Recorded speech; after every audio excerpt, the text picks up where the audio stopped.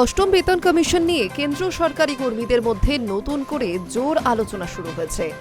কর্মী সংগঠনগুলির দাবি, বর্তমান মূল্য বৃদ্ধি ও সংসারের খরচের সঙ্গে তাল মিলিয়ে বেতন কাঠামোয় বড় পরিবর্তন আনা প্রয়োজন। সেই কারণে কমিশনের কাছে নতুন ফিটমেন্ট ফ্যাক্টর এবং পে লেভেলে বদলের প্রস্তাব দেওয়া হয়েছে। প্রস্তাবগুলি মানা হলে নির্দিষ্ট স্তরের কর্মীদের বেতন অনেকটাই বাড়তে পারে বলে মনে করা হচ্ছে। অষ্টম বেতন কমিশনে লেভেল 3 বেতন নিয়ে কি প্রস্তাব? অষ্টম বেতন কমিশনের কাছে একাধিক সুপারিশ জমা দিয়েছে বিভিন্ন কর্মী সংগঠন। এই বিষয়ে গুরুত্বপূর্ণ ভূমিকা নিয়েছে national council for joint consultative machinery. সংগঠনের দাবি, বর্তমান পরিস্থিতিতে বেতন কাঠামো নতুন করে সাজানো প্রয়োজন। কর্মী সংগঠনের প্রস্তাব অনুযায়ী প্রতি পরিবারের 5 জন সদস্যকে ধরে ফিটমেন্ট ফ্যাক্টর 3.833 করা উচিত। পাশাপাশি সপ্তম বেতন কমিশনের বর্তমান লেভেল 4 এবং লেভেল 5 কে একত্রিত করারও সুপারিশ দেওয়া হয়েছে। বর্তমানে লেভেল 4 ও 5 এর বেতন 29,200 টাকা থেকে 92,000 টাকার মধ্যে রয়েছে। এই দুই স্তর একত্রিত হলে নতুন কাঠামোয় সেটিকে লেভেল 3 হিসেবে ধরা হতে পারে বলে প্রস্তাব দেওয়া হয়েছে।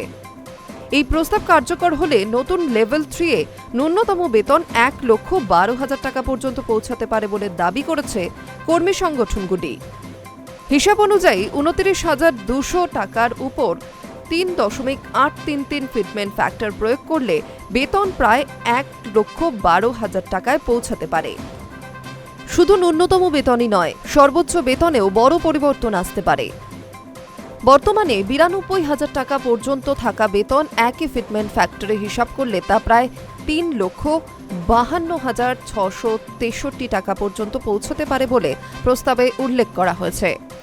তবে একটি বিষয় স্পষ্ট করে বলা হচ্ছে, এগুলি এখনও শুধুমাত্র কর্মী সংগঠনগুলির সুপারিশ। অষ্টম বেতন কমিশন এই প্রস্তাবগুলি গ্রহণ করবে কিনা সেই বিষয়ে এখনও কোনো চূড়ান্ত সিদ্ধান্ত হয়নি। কর্মী সংগঠনগুলির মতে গ্রুপ সি কর্মীদের জন্য প্রস্তাবিত ন্যূনতম বেতন 69,000 টাকা ধরা হয়েছে। সপ্তম বেতন কমিশনের ন্যূনতম বেতন 18,000 টাকার সঙ্গে সেই অঙ্কের অনুপাত ধরেই 3.833 ফিটমেন্ট ফ্যাক্টরের প্রস্তাব দেওয়া হয়েছে। এদিকে কেন্দ্র 2025 সালের নভেম্বর মাসে অষ্টম বেতন কমিশনের বিজ্ঞপ্তি জারি করেছে। নিয়ম অনুযায়ী কমিশনকে 18 মাসের মধ্যে তাদের সুপারিশ জমা দিতে হবে। সেই হিসেবেই 2027 সালের মে মাসের মধ্যে পুরো প্রক্রিয়া শেষ করার লক্ষ্য রাখা হয়েছে। কমিশনের সুপারিশ চূড়ান্ত হলে তা কেন্দ্র সরকারের কাছে পাঠানো হবে। তারপরই পরবর্তী সিদ্ধান্ত নেওয়া হবে। Hi news network.